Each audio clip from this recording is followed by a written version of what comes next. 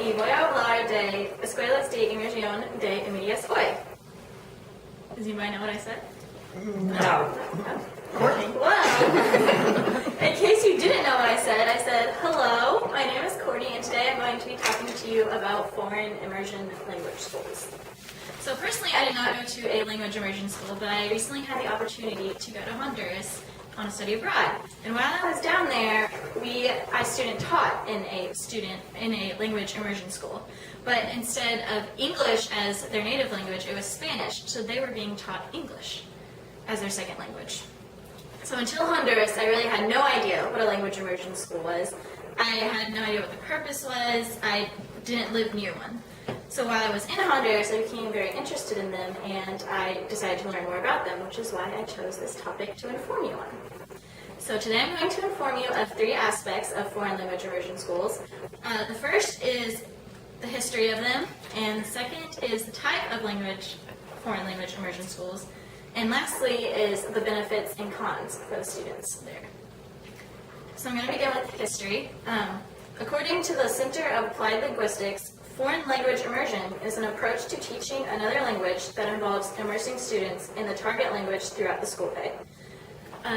Foreign language immersion schools are actually pretty recent. They weren't really introduced in the United States until 1971, so they've only been around for about 35, 40 years. And there has been a gradual increase across the country. Tara W. Fortune and Dana J. Tiedick from the Center for Applied Research on Language Acquisition at the University of Minnesota say that the ultimate goal of this type of program is for students to become proficient in the target language in addition to English, and to develop increased cultural awareness while reaching a high level of academic achievement.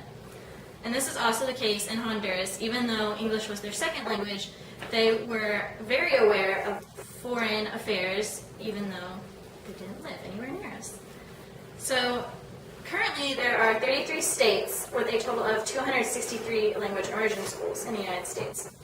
And there's a chart here that I have, and Louisiana right here has the most language immersion schools with 30, while Colorado, Connecticut, all these lower schools only have about 1 or 2 language immersion schools.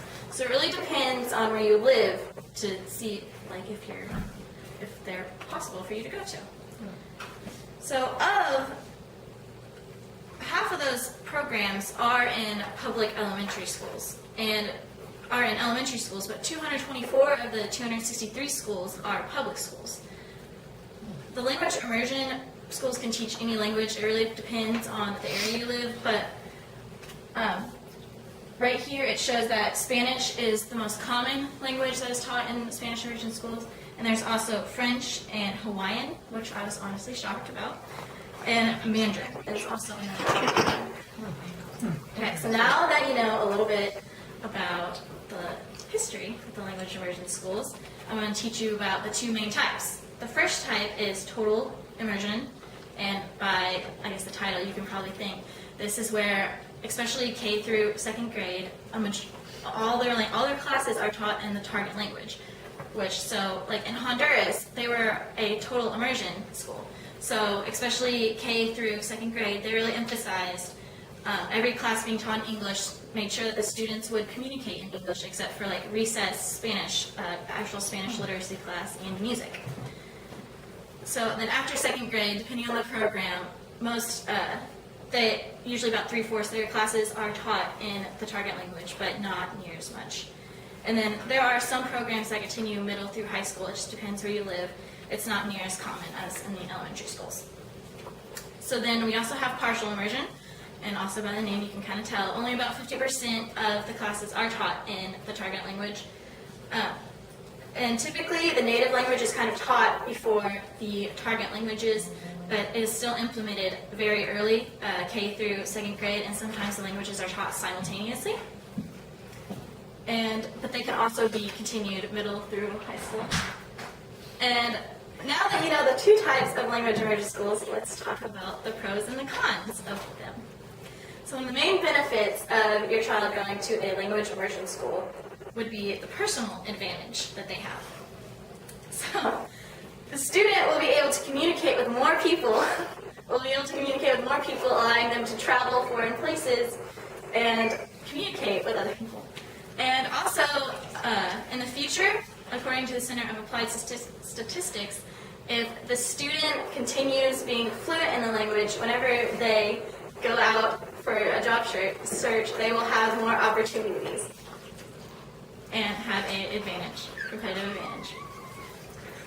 According to two writers of the Additive Bilingual Immersion Education, students who receive second language instruction are more creative and better at solving complex problems than those who do not.